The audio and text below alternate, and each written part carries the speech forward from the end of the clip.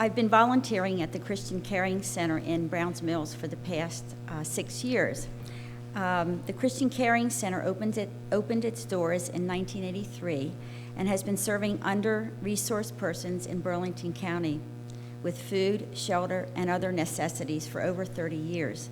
The center provides a free community lunch 6 days a week, and twice a week takes lunches to the homeless persons living in the woods in Pemberton Township and those living in local motels.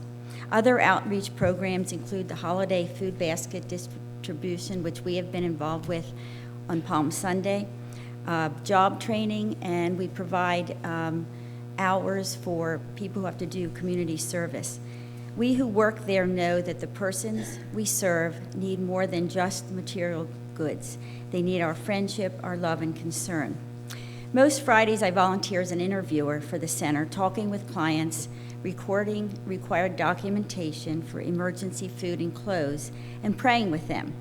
We may see, on some days, 25 to 30 clients in 5 hours. Their situations can be heartbreaking, and sometimes their choices are frustrating. I've gotten to know many of the people, and we share stories about our families, our joint ailments, and yes, even the weather. Recently, I helped a man named Willard obtain food. I noticed that on his slip of paper, he was asking for motel food, but he also was asking for food for 1 adult and 2 children. So I asked about his situation. Indeed, he lived in the Red Carpet Motel in Browns Mills with his 12-year-old daughter and his 2-year-old son, who was severely disabled.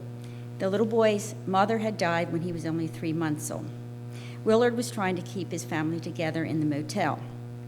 Another woman named Kathy comes to the center quite often. She's been a client for years. She's been unable to break the cycle of lack of education, unemployment, and poverty, and now she gets food for grown children and their children who live with her.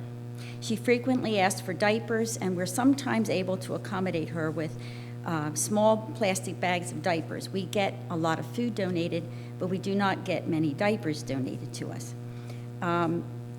To young mothers who have toddlers and babies, diapers are a necessity. Last week, Thomas was a new client, married and the father of twin 5-year-old girls. He had been laid off from his job as a corrections officer with the state of New Jersey. He found a job as a security guard with a company, but was getting paid 1/3 of the amount that he had made before. So now he was struggling to pay household expenses and support his family. And there's another man I waited on recently, Ulysses, a handsomely dressed man who I discovered was 88 years old. He came in for food one day. He lived alone, and he found it hard for his Social Security income to stretch to the end of the month.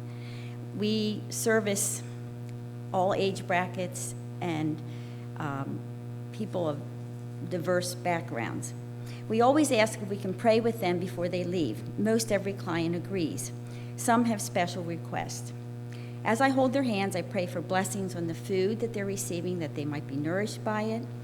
I pray that they'll feel God's presence, even in their difficult situations. And I thank God for his son, Jesus, who shared his message of love, and pray that we can be more like him and share his love.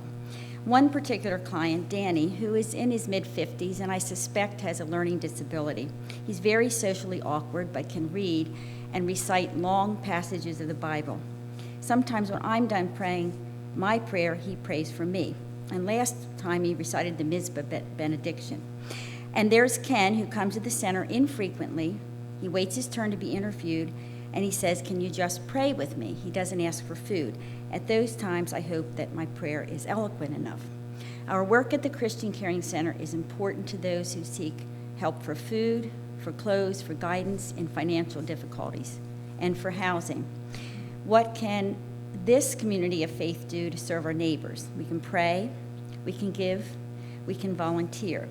And why should we do that? Because Jesus said, "What you do for the least of these, you do to me."